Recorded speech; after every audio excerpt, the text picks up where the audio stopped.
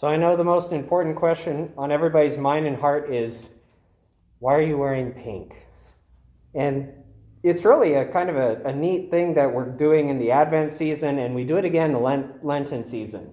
I know a lot of times people get confused why the pink candle is lit on the third week. Why isn't it the last week? I mean, it seems kind of different to do it right in the middle. But that's exactly the point. Pink comes right in the middle. And it's because the color pink or rose is supposed to be a sign of joy.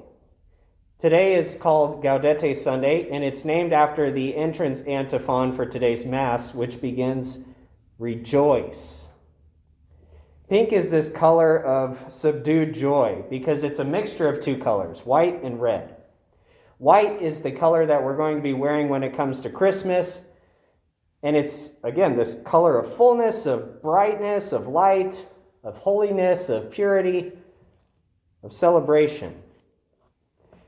But then it's also got that tint of red to it because of ultimately suffering, because there's still something lacking until we get to the fullness of that white color.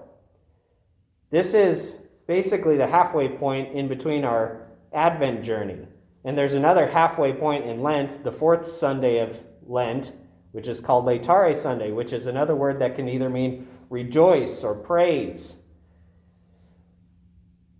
We need, I think, reminders in the midst of the life journey to keep rejoicing.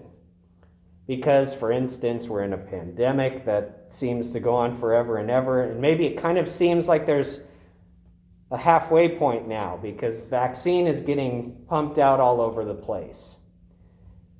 Or maybe it just feels like we're waiting and just wondering if there will ever be an end to things. And yet, at the same time, in our waiting for the coming of Christ, the church tells us to rejoice.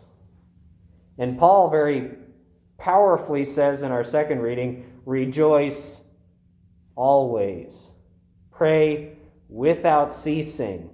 In all circumstances, give thanks.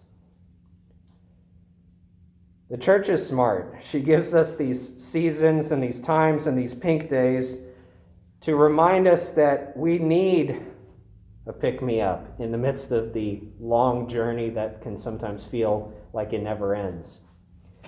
We need a reminder that we can rejoice always.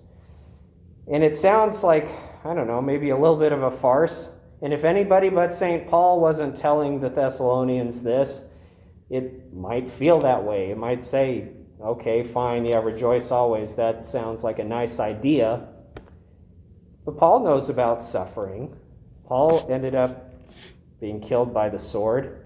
And before that, he suffered all sorts of things like shipwrecks and stonings and being whipped with cords and things like that.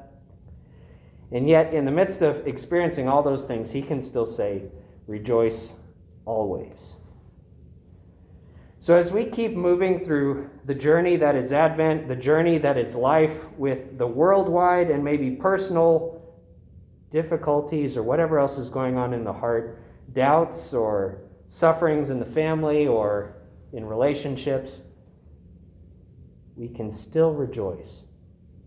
Because our focal point is not in the immediacy of the suffering we're in now, but in the joy that is to come in Christ. So no matter what's going on along the path, we already know what the ending is. And it is Christ. And we know he wins. He comes as a tiny baby on Christmas morning and destroys all the powers of sin and death through the cross.